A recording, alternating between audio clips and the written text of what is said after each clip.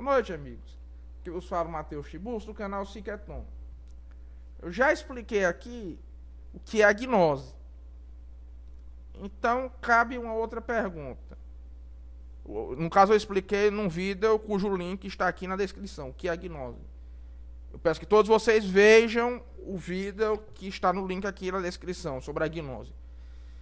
Então, e o que é o gnosticismo, Matheus? Bem, o gnosticismo é um conjunto de crenças que começa a surgir no Império Romano, no final do século I depois de Cristo, no final do primeiro século depois de Cristo, ou seja, já bem inicialmente, que faz, né, uma associação um tanto disforme, certo? Entre, né, a gnose, a doutrina da gnose, que é um caso mais geral, o platonismo. Eles pegam a cosmologia do platonismo, certo? Pegam a cosmologia platônica, eles invertem essa cosmologia platônica e colocam o que está lá no mundo supralunar como demoníaco, como maligno, como diabólico, como limite, certo? Colocam os demiurgos, arcontes, né, como entidades demoníacas opostas ao crescimento espiritual, certo, do ser humano, e que estão restringindo o ser humano na matéria, certo? Estão restringindo o homem, as almas humanas, no mundo material, certo? Eles estão nos prendendo neste mundo material em uma criação que eles fizeram, que era imperfeita. Vejam, a diferença é que para Platão o demiurgo é o ótimo. A criação do demiurgo, embora imperfeita, é boa. E o demiurgo, embora imperfeito, também é bom. Para a gnose, em regra, o demiurgo, ele é mau. E as potências cósmicas superiores também são más, certo?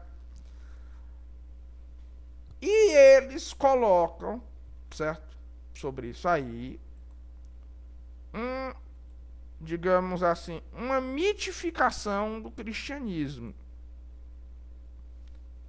Eles sobrepõem isso aí com figuras tiradas do cristianismo. Eles sobrepõem isso aí a uma reinterpretação da Bíblia e da narrativa central do cristianismo como um conjunto de realidades mais ou menos míticas, né, que sejam uma extensão do gnosticismo. Certo? Eles vão pegar toda a Bíblia, né, todas as histórias da Bíblia, e fazer uma reinterpretação daquilo ali, uma reinterpretação livre, projetando sobre aquilo ali conceitos de uma outra metafísica, de uma cosmologia, de uma metafísica gnóstica completamente louca. Por exemplo, eles vão dizer, né, que na verdade, alguns vão dizer no caso, que o Deus do Velho Testamento, certo, é o demiurgo e Jesus veio para... Isso você já vê em Marcião, o segundo grande herege gnóstico, né? Em que Jesus seria um enviado, né, da mônada, que seria o verdadeiro Deus, para, digamos assim, nos libertar do demiurgo. As diferenças entre as várias seitas gnósticas, em grande parte, são diferenças, né, que dizem principalmente respeito ao papel das figuras bíblicas nessa ontologia, certo?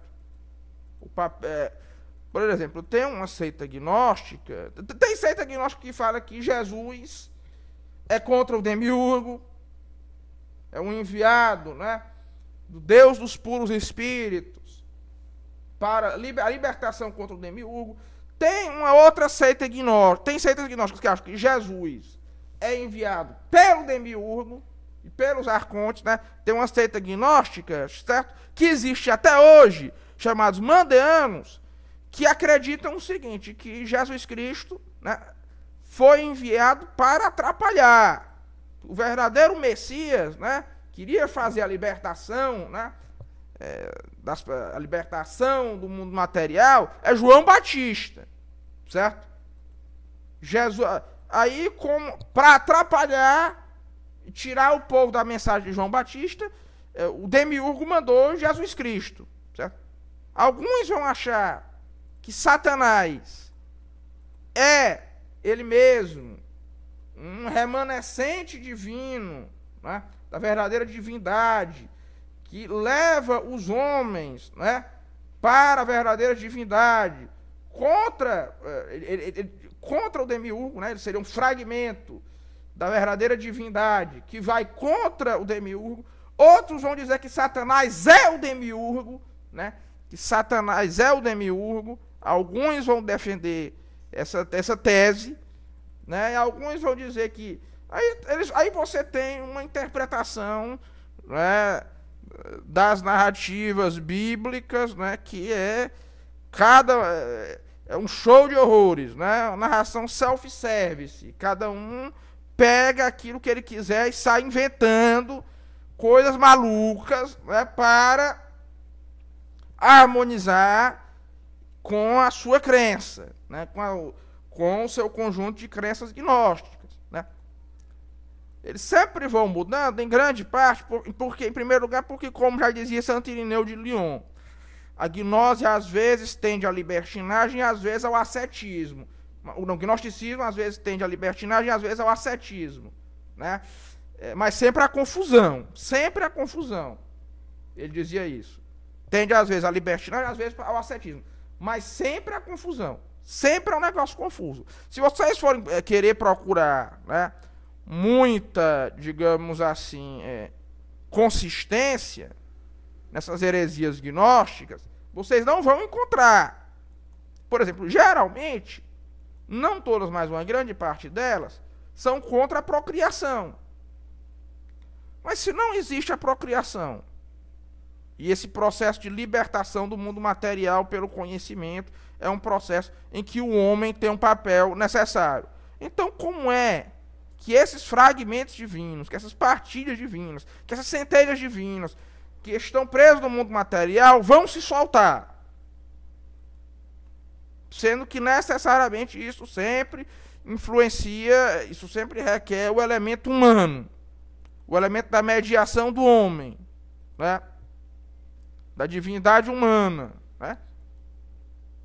Isso é uma coisa que não faz nenhum sentido.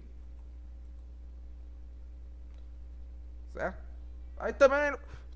Mas então por que é que Jesus Cristo morreu na cruz? Aí eles vão querer inventar que... Não, ele não pode morrer na cruz, porque Jesus Cristo... Uns vão dizer que ele nunca se encarnou materialmente, né? Alguns vão adotar certas ideias docetistas, né? Outros vão inventar... Enfim, pessoal, tem o gnosticismo, né? Ele é uma deturpação mitológica, uma deturpação mitológica dos textos bíblicos, das narrativas bíblicas, segundo a gnose. E às vezes eles até criavam os seus próprios evangelhos, né? Por exemplo, foi encontrado em Nag Hammadi, né, no Egito, uma biblioteca de livros do gnosticismo, né? E tinha lá evangelho de tudo, né? Evangelho de que a patrística falava e que os apologistas contra o gnosticismo, Santo Irineu, Santo Agostinho, combatiam, né? E que os eruditos, pró-gnosticismo, pró-gnose, né, diziam que não, que aquilo ali não era tão ruim assim, não. As doutrinas que ali estavam contidas eram deturpadas, né? Mas hoje nós já sabemos que o que Santo Irineu, o que os outros santos falavam, era verdade, né?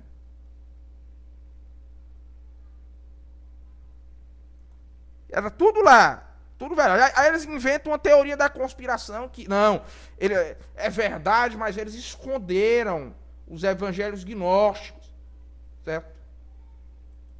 Esse povo que é modernete, né, eles sempre falam que são contra as teorias da conspiração, mas só quando é contra o lado deles. Essa coisa muito importante. Então, o gnosticismo, ele é uma cachorrada metafísico-teórica, certo? É uma cachorrada metafísica e mitológica, né?